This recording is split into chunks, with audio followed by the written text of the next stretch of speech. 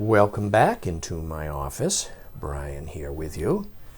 Let's look at this beautiful 12-volume set of Henry Fielding's works. This set was produced in the very early 20th century. Top edge of the text block is gilt. Look at this full swirled or mottled leather with ornate stamped boards and spine, like so. It's also got rules on the board foredges, as well as the turn-ins or dentals are decorated with a running gilt rule. Marbled, so to speak, end papers. There's a nice custom early book plate of the person who owned the set initially. It says right here, it's a limited edition, limited to 1,000 numbered sets, of which this is number 494. The set is complete. Each volume has a lovely rotogravure frontis with a lettered tissue guard, and we see here 1903. We may look at this set or examine it, the books out of order, but it's really, they're not numbered on the spine, and it's really sort of not important for presenting the set that they're shown one in the strict sequential order, because it's complete, and each of the titles is arranged so that it's complete sequentially in the set. So the set can be arranged in any way that a owner would prefer. I'll show you briefly the exterior of each of the bindings. We have photographed them.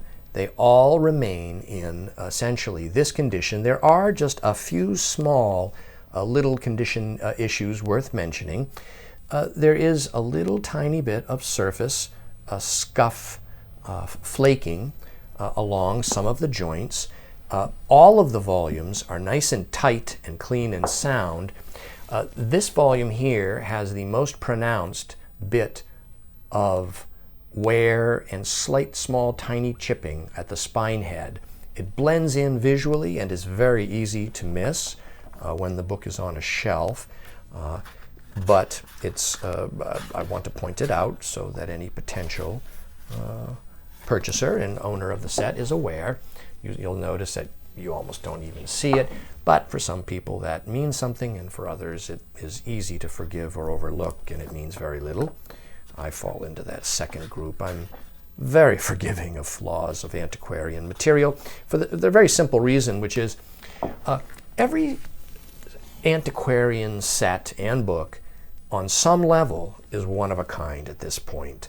Whenever you're looking at sets which are, well, this one's almost 120 years old, the survival rate diminishes tremendously for every decade that we go back in time.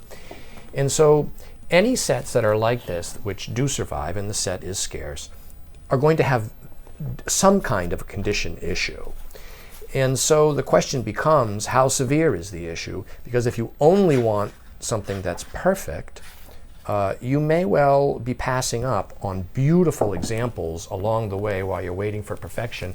And you may never find it, or if you do find it, you may find that by the time you find it, you're paying a lot more than if you had purchased it years prior, because it can actually be years in between finding another example of a specific antiquarian item, especially when those items are either monumental long sets or ephemeral items that were never intended for saving initially.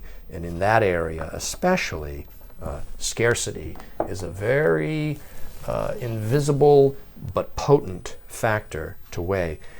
The leather here on each of the volumes remains supple.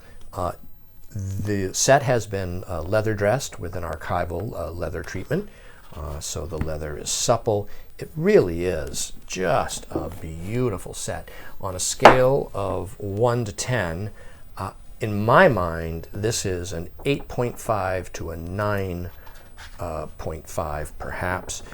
If it didn't have that small little itsy bitsy bump or nick at the head of that spine, I think we'd be up in the above 9. This really is lovely.